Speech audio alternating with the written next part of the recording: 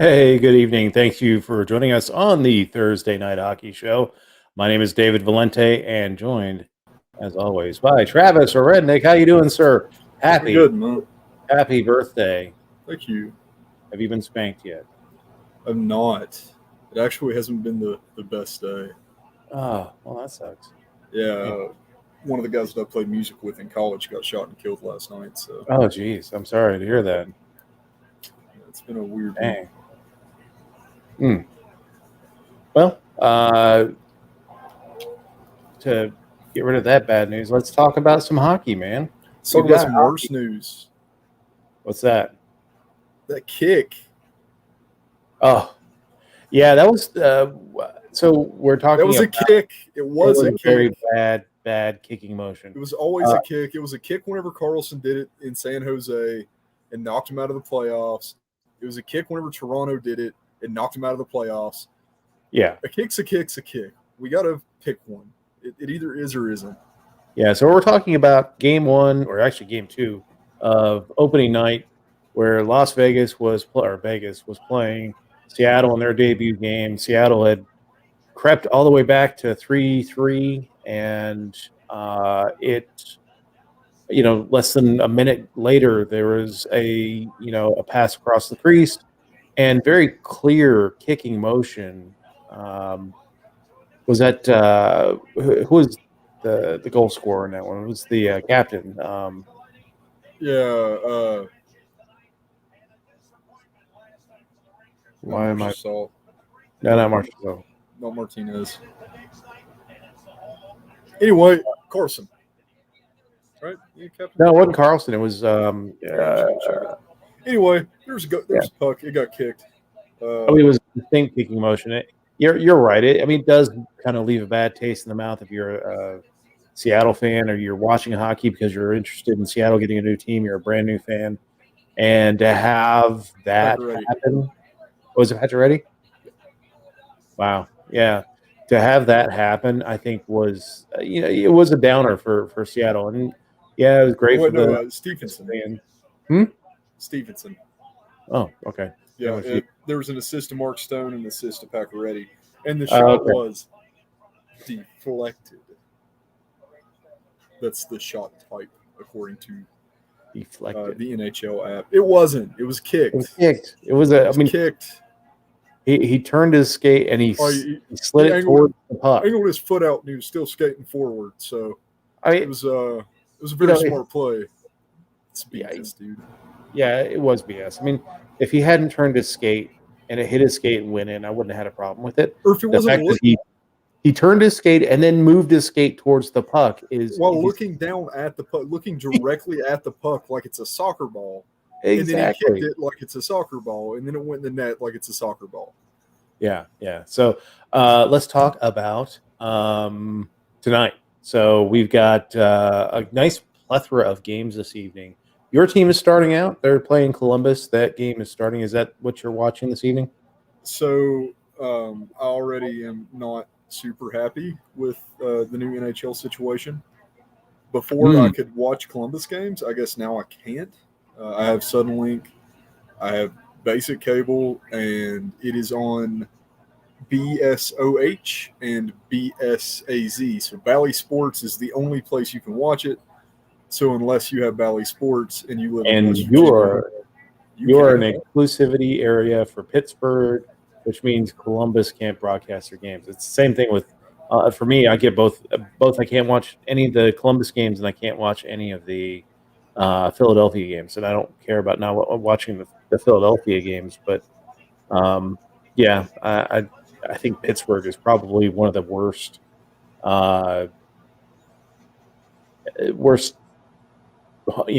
play-by-play and color commentary. Sports as a network is terrible. If it's on Root, it's almost unwatchable. Yeah, absolutely. So you're not watching your team, but Carolina is also playing. It's your other team. And I am actually not watching that game. I am watching the Stars and the Rangers because this year I have both those teams slated as possible big time comeback teams. And I think that it could be an interesting game. I think that neither of them have a goaltender, and both of them have a lot of goal scoring talent. So if you want to play the over tonight, this one's set at 6.5 by way of DraftKings. It'd be a fun one for it because I would say that you're going to see some wild stuff. Yeah, absolutely. That's an interesting thing. I mean, watching last night, the 2 games or the actually 5 games that happened last night. The most interesting one was that Washington versus Rangers, because there was some hype going into it with all the acquisitions of Yeah, it's been Rangers a big contract. and Zibanejad's big contract, and we'll talk about it in a little bit. But the Rangers did exactly what I thought they would do in that game, and that was take a bunch of dumb penalties and get roasted by the Washington Capitals power play. And they did. It was, what, 6-2? 5-1. 5-1. 5-1.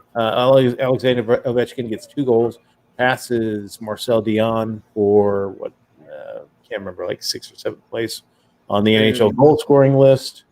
The only Rangers goal was actually Chris Kreider.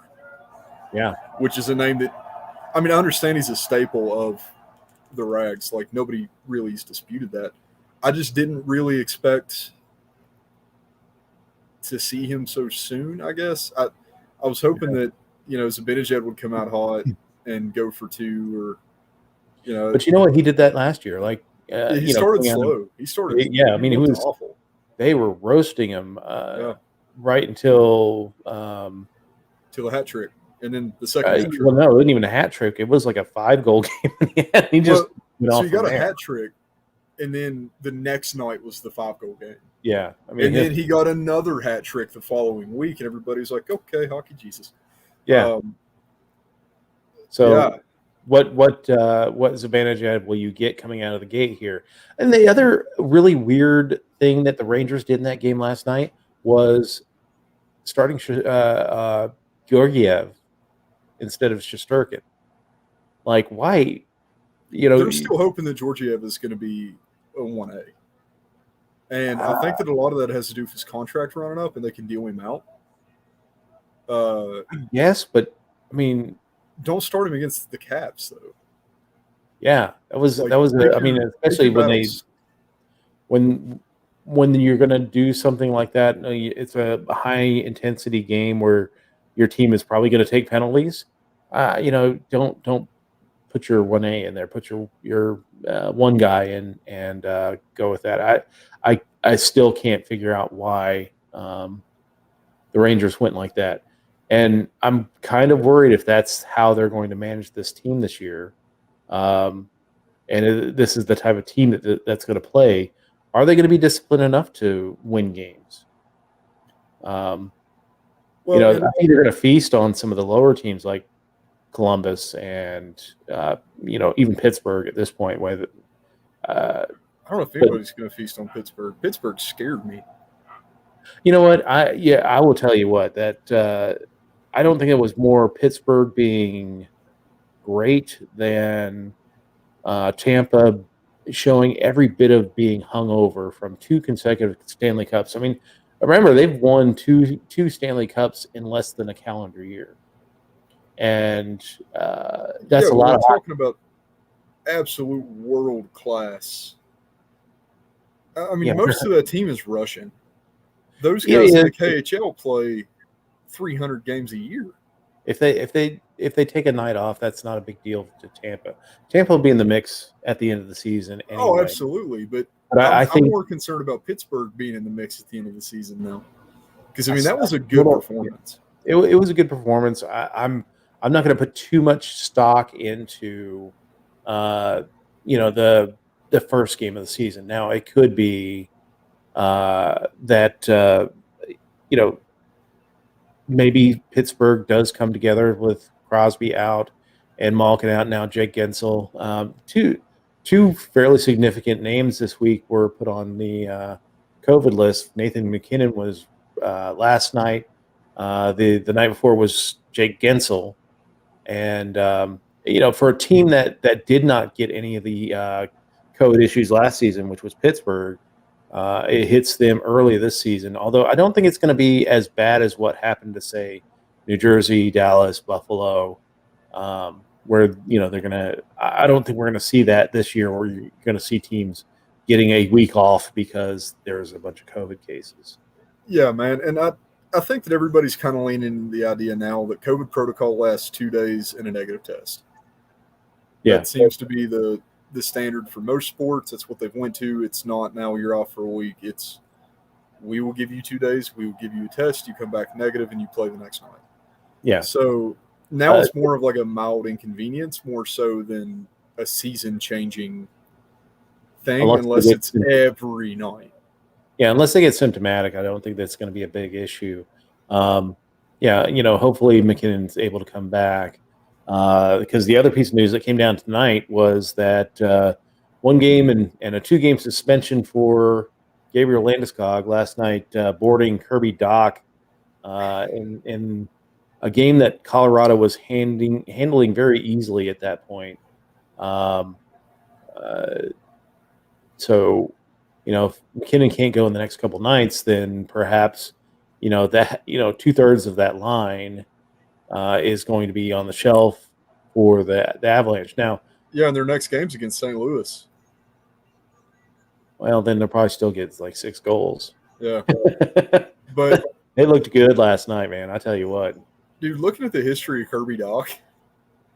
Oh yeah, see, I don't know if he's ever going to be anybody because it's always something with that kid. Like, he's came back from it, so he came back from it, but like, you can only get hit like that so many times.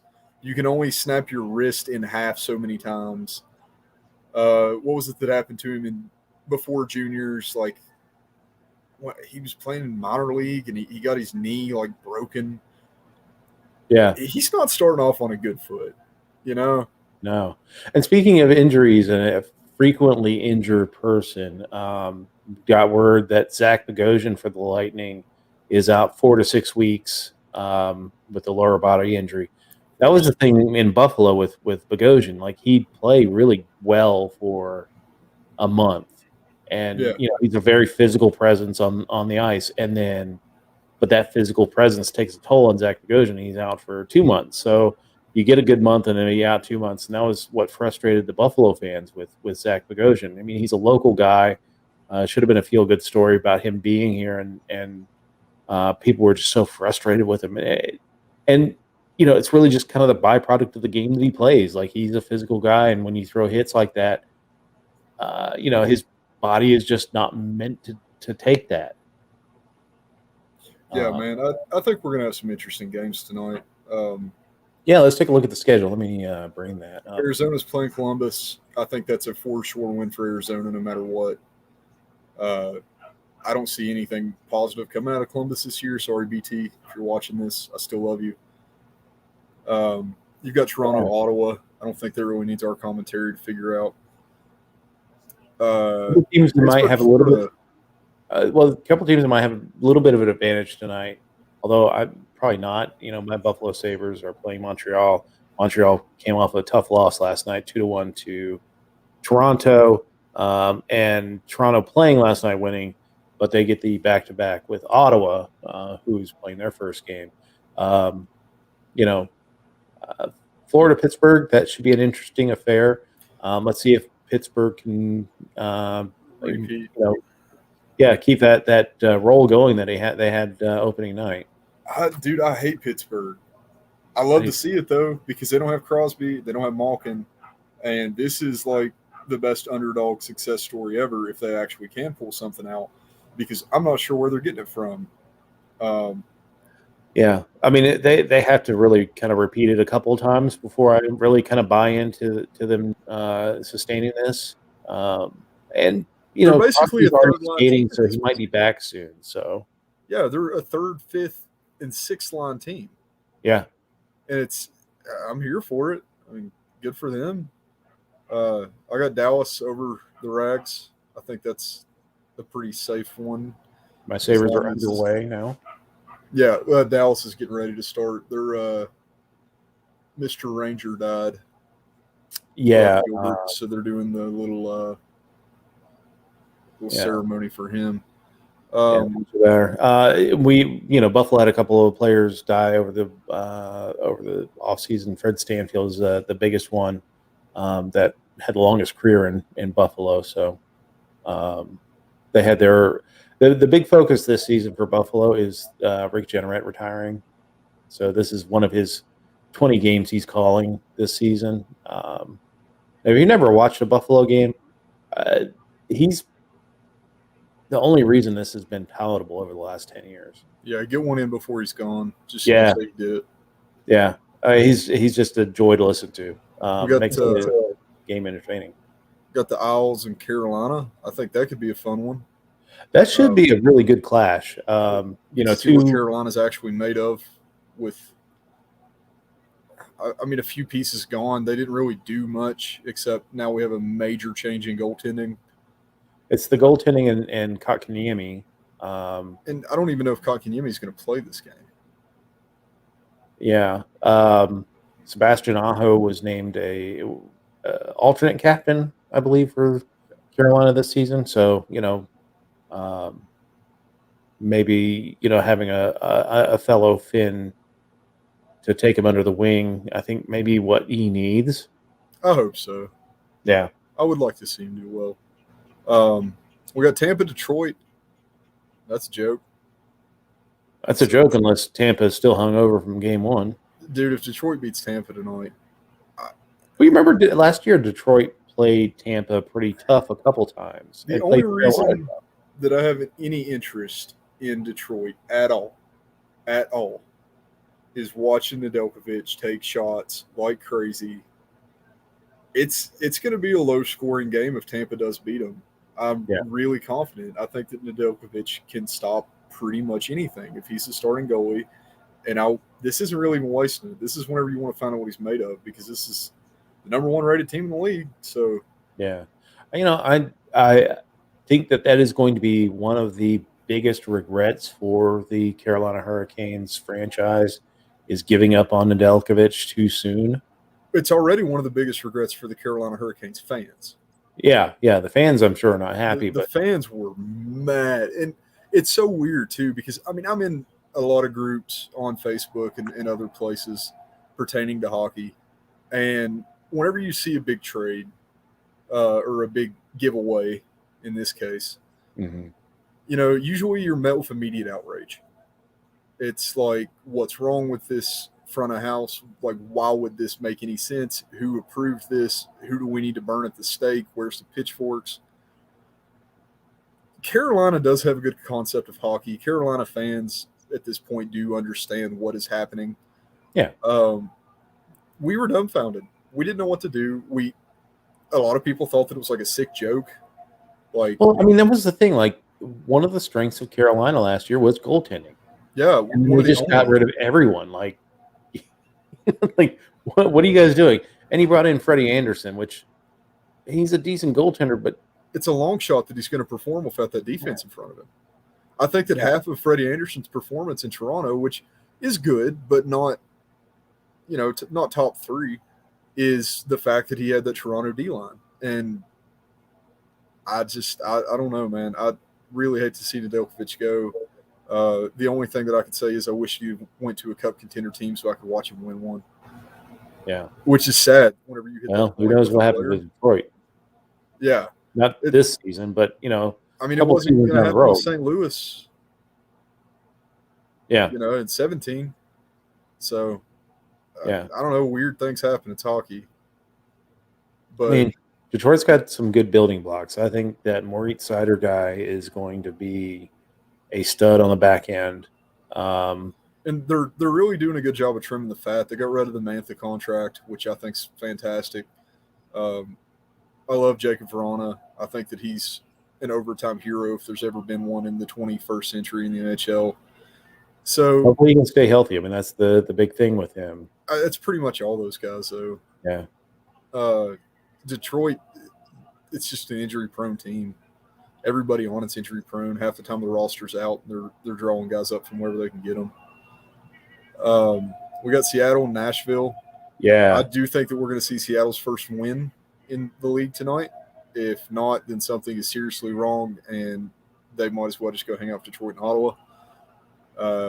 Buffalo. Yeah. They're going to be a Buffalo. I was trying to not. Yeah. You can. I didn't say they need to go to the basement, Dave. I said they need to go downstairs. And then Vegas and LA, and I'm actually really excited for this game. Yeah, I think night debuts tonight. Hopefully. Yeah, I mean, it's. I hope this is going to be a good game, a good barometer as to how LA has progressed. I mean, they've added some pieces. Their young guys are starting to come up. Kaliev and Byfield. Well, Byfield's injured for a while, so we'll see what. Yeah. Preseason. Yeah, he got injured against your Coyotes, man. Yep. He's got a lower body injury. I don't know how long he's out for. I'll have to look and see if they've got a report. But Columbus is up 1-0. Oh, who got the goal? Texier. Okay. And I think that Domi got an assist. Is that what that's? Is Domi back on?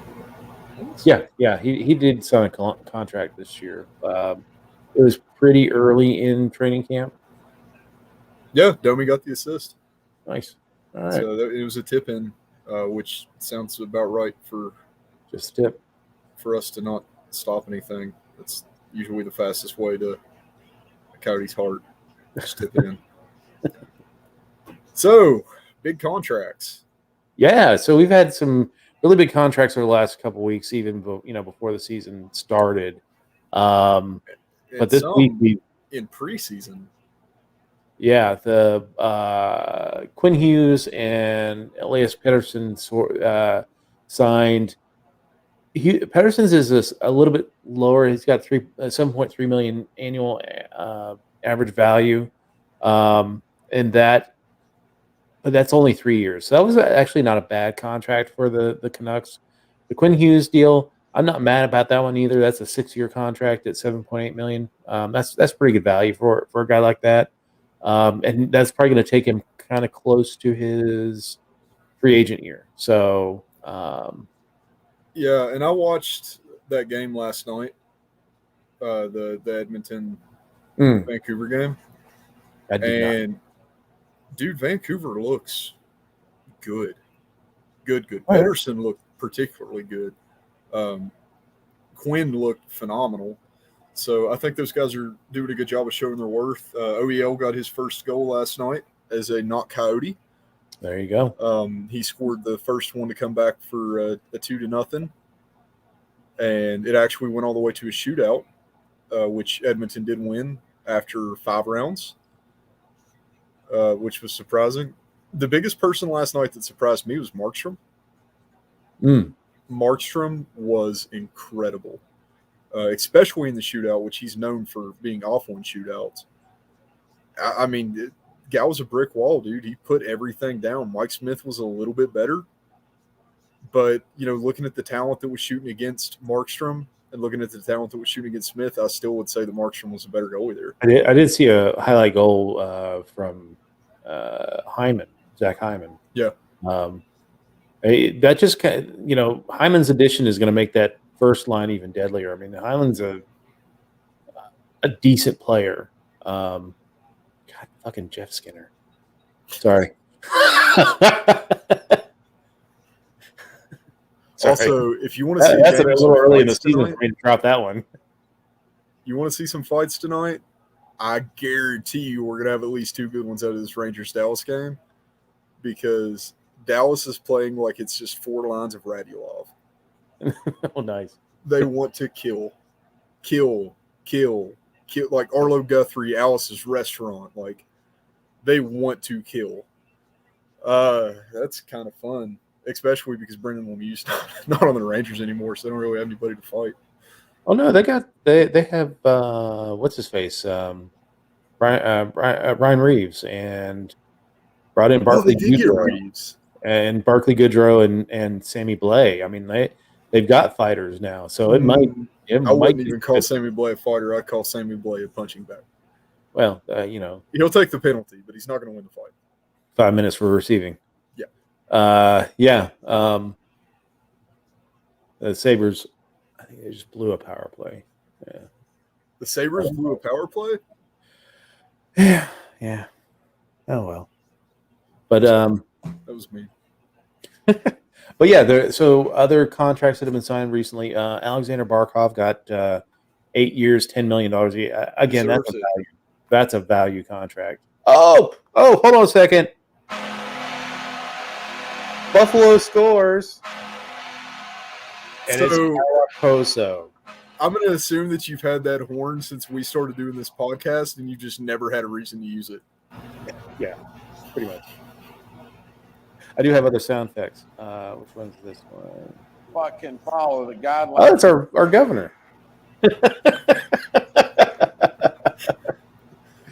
Just get vaccinated for baby dog. Do it for baby dog. If you get your 85th, if you're not healthy, nobody can make the pepperoni rolls. If you get your 85th booster shot, you will own your own Bob Evans restaurant. Franchise requirement. So yeah, anybody watching this, we're in West Virginia. We make fun of our governor. So our governor makes fun of himself. He just doesn't know it yet. It's true. It's true. He's not. He never will. Well, he's stupid rich, so it doesn't even matter to him. No, he's not. That's the problem. He's not stupid rich. He lives like he's stupid rich, and he has a lot of assets, but nobody wants his assets, and he has no money. Well, I live behind a golf course that he's owned for 8 years. It's been functional for 5 of them, and well, that's a tax write-off for him. Well, a few weeks ago, they have a live-in security guard that lives in a camper on the golf course, and he decided that he wanted to try to mow the grass, drove a tractor into the pond, and died. Oh, wow. Yeah. His name was Carney.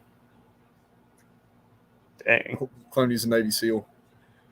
What a character.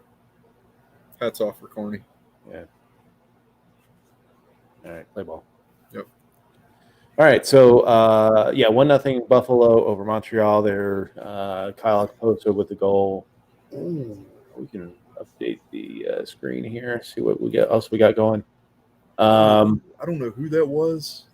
Number 3 for Dallas. Yeah, he got helped off, man. That hurt. Out of everybody on the Rangers that could injure somebody, Lafreniere really just shouldered a guy in the face. Assistant captain number 3. I don't even know who it is. Anyway, he got wrecked. Heiskanen, is it? It actually might have been. Oh, that's not good. But he was already on his way down, and Lafreniere just kind of bumped him a little bit in the jaw, and he just went face down on the ice and skidded for a few feet. Okay, so we got some goals going here. We got Ottawa is up 1-0 on Toronto. We've got Florida up 1-0 on Pittsburgh. And we talked about the Columbus Blue Jackets and Arizona score. So let's see. Game Center. We got the goal. Chris Tierney in Ottawa with assist to Holden and Tyler Ennis. Man, that guy just keeps holding on. He always is kind of a value player for a lot of different teams. So's Ennis. Yeah, that's what I'm talking about. That's what you're talking about. Yeah, Tyler Ennis is just that. I mean, he's been around forever. I mean, he was drafted 2010, something like that. And just a small dude, but he holds on. Speaking of value, Arizona has Galchenyuk back. If anybody didn't know that. How many teams will he play for this year? Yeah, Galley boy. Actually, dude, I hate that he got dealt originally the way that he did. We kind of really liked him, but he's back, so yeah. I mean, he maybe didn't even have long enough to sell his house. So Carter Verhaeghe with the goal in the Panthers game, and you said it was Tessier that got the goal in the. All right, so Domi got the assist. All right, very nice. So let's talk about some of the other contracts. Advantage 8 years, $8.5 million annual value. That's a toss up.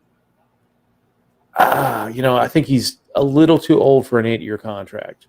Well, I do too. But if you get, if he gets 4 years of last year, then it's worth paying him off 4 years. I don't know. I mean,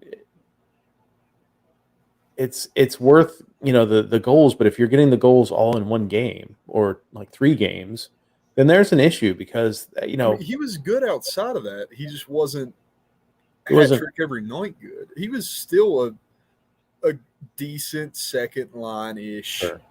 center. Yeah. As long as he's been on the Rangers, he's been worthy of sending to the All-Star game. Yeah. I mean, he's always been somebody.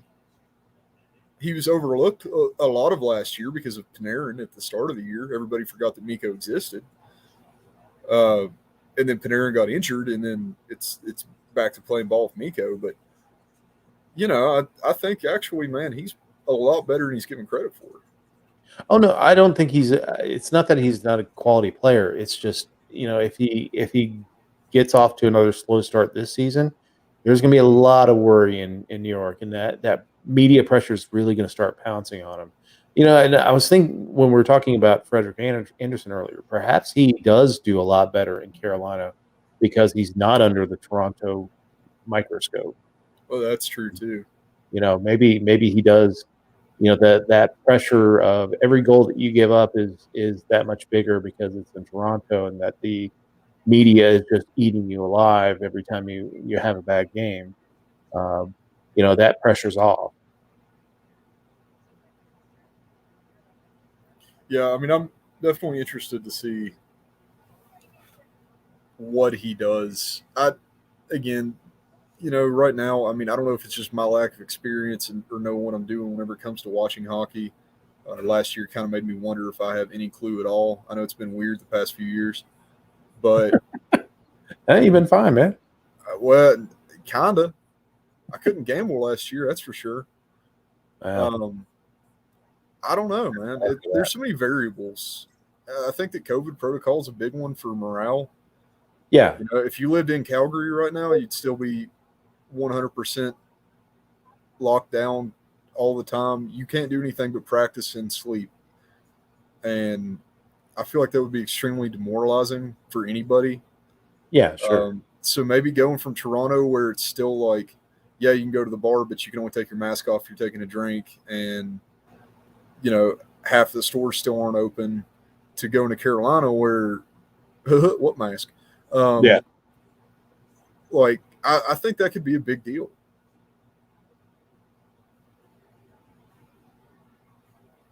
Yeah. But also, there's a lot of pressure that comes with that level of freedom, right? It's Well, like Panarin going to New York. Panarin went from nothing to he was a New good York player. City. It's just the fact that he performs in New York City makes him all that more valuable. It means that he can perform in any situation, which makes say a couple of years from now that Lafreniere and what's Capocacco really start taking off and developing and being superstars in their own right. Do you need to move a player? Panarin's going to hold his value because he's proven that he can perform uh, in New York. So you could trade him to a team like Toronto or LA, and he'd hold up to the media scrutiny, or Montreal or wherever. But I mean, and he performed in Chicago. Oh yeah, he You know? performed in Chicago. He performed in Columbus. I mean, that it just enhances his value. Islanders are up 1-0 on Carolina. Let's see. I kind of knew that was going to happen, but I also didn't want to believe it. I think that Carolina doesn't actually stand a chance here. Matthew Barzal. Barzal, Speaking of former Islanders, Jordan Eberle for the Kraken. Yeah, he looked good. He looked really good. Yeah. He's adapted well. I'm happy for him. Yeah. It's also a weird time for the Kraken, too, because they're going to be playing road games for a while they're finishing up the Amazon Ice there in Seattle. The Climate Pledge Arena. Yeah. I don't know. I think it's going to take some time for them to settle into the league. They're coming in a weird time. I don't want to put too much scrutiny on them.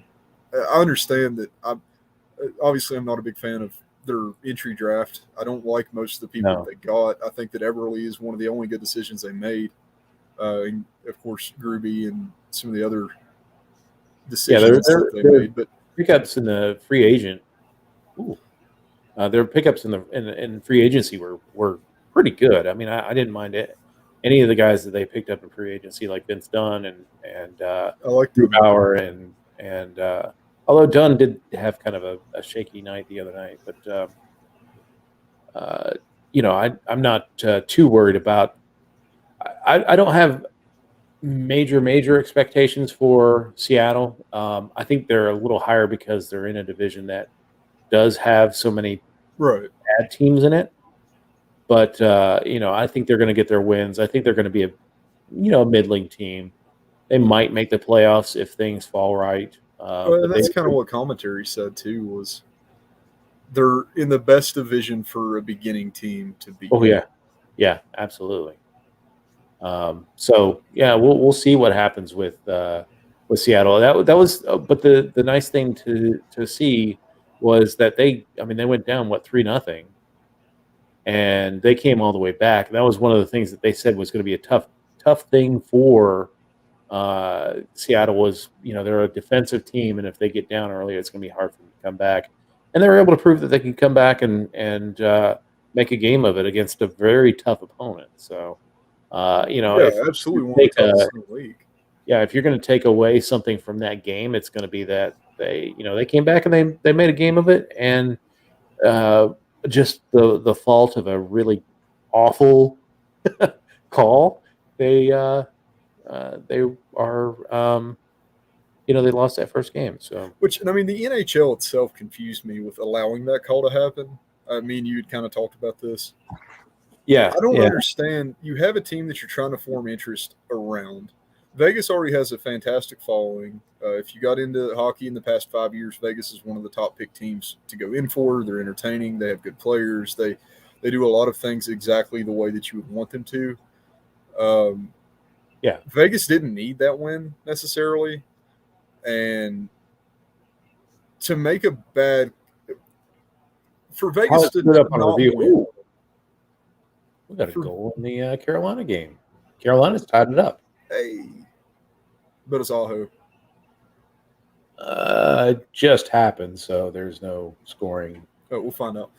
I would think that if nothing else, whenever it went to Toronto, because it did go to a review, it did go all the way to headquarters. Yeah. I would have thought that they would have just called it for fetch. Nice. Oh, and Ethan Bear got an assist. I love Ethan Bear. I'm so glad that Toronto got him. Or Carolina got him. Yeah. But, I would think that Toronto would have wanted Seattle to have got the goal in the game. It's, an OG underdog story. They made a big comeback. They pulled off a big comeback against one of the best teams in the league, and then it's a headline, Seattle might be okay. Because they already started off pretty rough. Really, the only thing appealing about Seattle is their colors. Yeah. Oh man, those jerseys look sharp on the ice. They do. They're very nice. And I'm looking forward to seeing the road uniforms in action too, or the home uniforms in action too, when they get to their new arena. I just want Vegas to bring back the Disco Dome. Yeah, man. That's one thing. One thing the NHL could explore to kind of raise some interest in the game is that rip off more Notre Dame uniforms. No, yeah, but a lot of the European leagues, the top scorer in the league wears a golden helmet. Gold helmet. And I think that would be kind of cool, like the one guy, that he's the badass of the league at this point because he's the top scorer. Yeah, so there actually used to be a guy in the league that could he had like this weird colorblindness thing where he could see the gold helmet, but nobody else could. His name was Scott Stevens. Oh, Scott Stevens. Sorry. He's going to hit us for that one. Yeah. But European leagues also aren't as physical. No. I mean, it's ice and all that good stuff. And I think that it would actually cause issues if you did that in the NHL, because you would have guys like Tom Wilson, like, hunting the shiny thing. Like, this is true. Yeah, I mean, I don't know if the Russian league does it, KHL does it, but I know that like Sweden, Norway, Germany do the golden helmet for the top scorer. And I think there's another helmet for maybe not top assist, but maybe top points overall. But it's just it's an interesting thing. I mean, I didn't mind the disco helmet from the Golden Knights. I thought it was kind of cool. And Henderson actually is who did the disco. Yeah, they get the silver helmets. Yeah, and then the Golden Knights did the Notre Dame ripoff. Yeah, which that really was definitely a Notre Dame ripoff. I mean, they own the color gold. Yeah, but I mean, look at the similarities between the logos of Georgia and Green Bay and Grambling. They're all the same. But this is like if Montreal decided they were going to do a maple leaf alternate jersey because they're also in Canada. Nice. How would that go? You know what I'm saying? It might work. Yeah. So it's like if the Islanders had a Lady Liberty third because they're from New York City. It's just there's a line. I don't know if it actually crosses sports as much. If the Coyotes did a pitchfork jersey, it would be unsettling because ASU owns the pitchfork. True. I mean, like, I know that at various points in the season, like they'll do like a skate around jersey. So I own a lot of those. Yeah, Buffalo will, every once in a while you'll see the Bills or the Sabres come out in Bills uniforms. They probably do better if they had Josh Allen on the team, I think. But and then the Buffalo Bills actually play games with insoles with the Sabres logo in their shoes. Yeah. So they just sell on foot fetish websites after. Yeah, I mean you can't go wrong there. I mean it's a way to make money. I have a friend that worked for Zappos. Tell me something to do with foot fetishes. Yeah, worked for Zappos. Back when it was real just a kind of a not known website, and he would talk about the dudes that would call and ask about the foot models, and like, who's this foot model that's modeling this, and they give him the shoe model number, and he like, who's the model, and like, that's horrifying, just freaky. I mean, if that's your thing, cool. But yeah, don't call Zappos. Don't do that. Don't be that guy.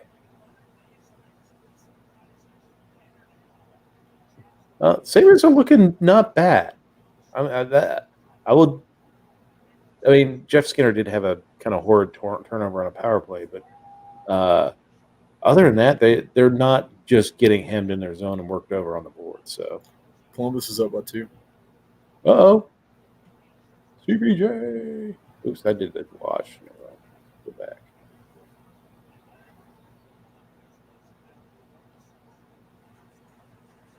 So second goal, Oliver Bjorkstrand from Werenski and Voracek. These are all totally acceptable people to score goals. Yeah, not bad. Who's in goal for you guys? Is it Aiden Hill? No, Aiden Hill got dealt, didn't he? Yeah. Carter Hutton. Oh. Yeah. That explains most of it. Yeah. No, I just had a bad flashback. That is wait until Boston finds out. Oh! Sabres almost got goal number 2, but it was off the post. It's close. Maybe Carter Hutton's just bad luck, and you guys didn't know it until now. You come back and have a winning season, and we just go straight to the trash can, so you get to make fun of me for once. Well, that was the thing. Like, it came out after the season before the COVID. Buffalo scores. Let's do this again. Yes. All right, looks like I think maybe Gergenson's got that one. Yep. Who? The Legend of Zemgus. I don't even know who that guy is, man. Zemgus Girgensons, man. You don't know who Zemgus Girgensons is? The Latvian locomotive? I mean, honestly, I think one of the issues that hit Buffalo last season was that Girgensons was injured in preseason. He's that Okposo and Girgensons, and at that time it was Larson was on that line. It was the log line. It was, Buffalo sucked, but there were two decent lines on that team. It was the first line and the fourth line. The second and third were just non-existent. And it was that Larson, Okposo, and Girgenson's line that was scoring quite a bit. So it's good to have Zemgus back. He might be our only Olympian, too. Ooh, the Olympians. Because he's already been named to the Latvian Olympic team. Oh, and we got a penalty. Goodness gracious, what is this team I'm watching? Dominic Ducharme does not look happy. His mouth is agape at this point. Gape.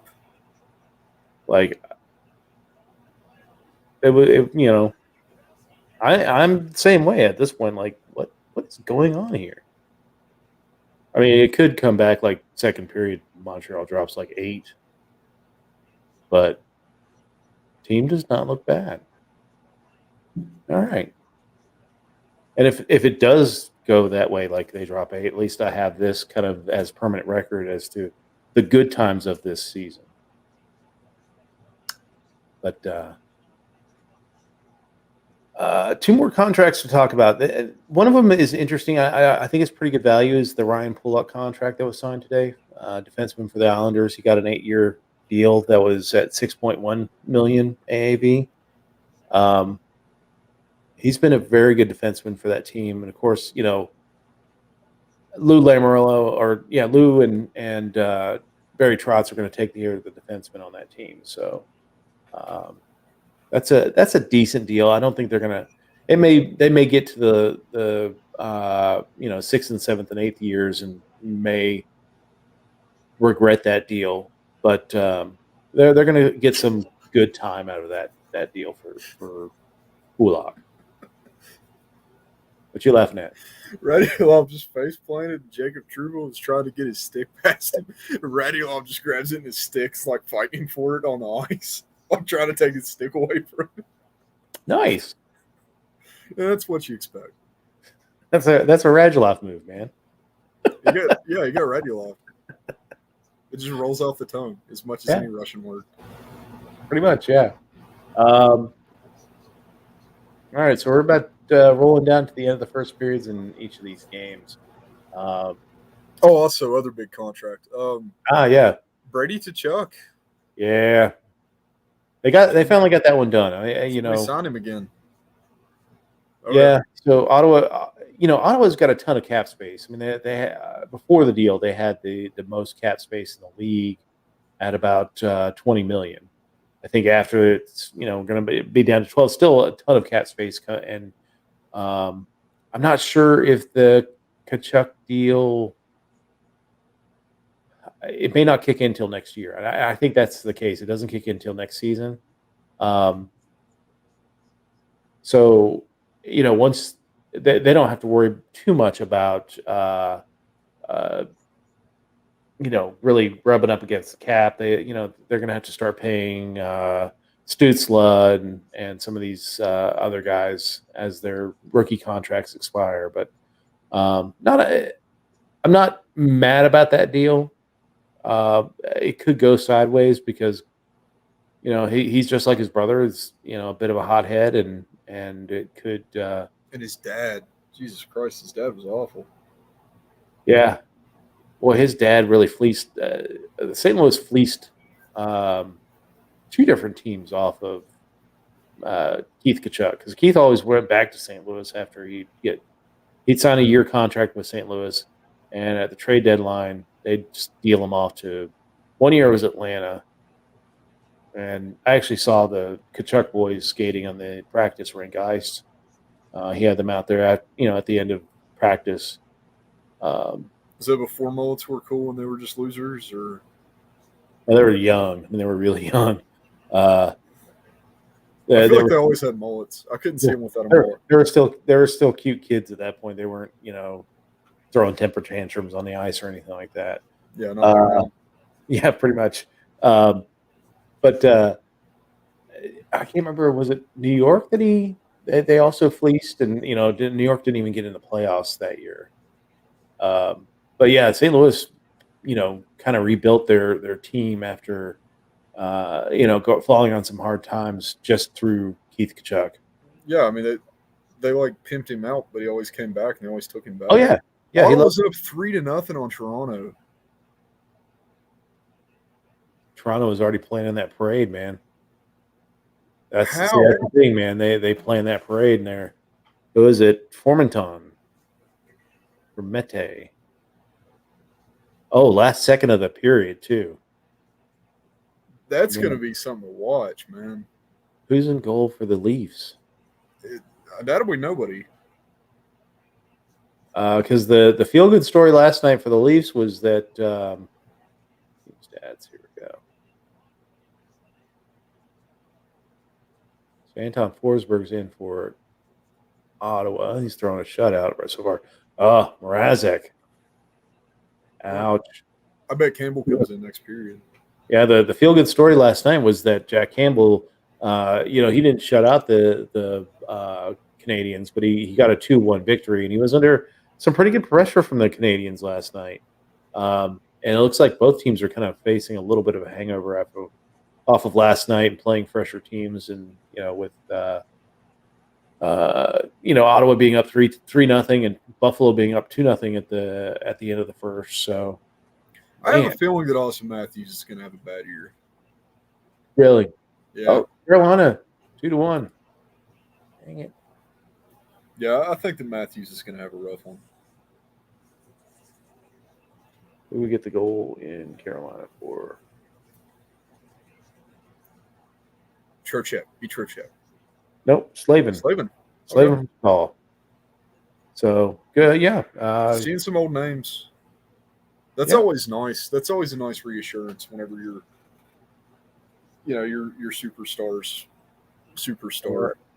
Underway in Detroit. Looks like Detroit's already on a power play. Buffalo is on a power play to start the second period. So hopefully they can add on to that lead. Let's see. What were your big takeaways from the first couple nights? Night's game.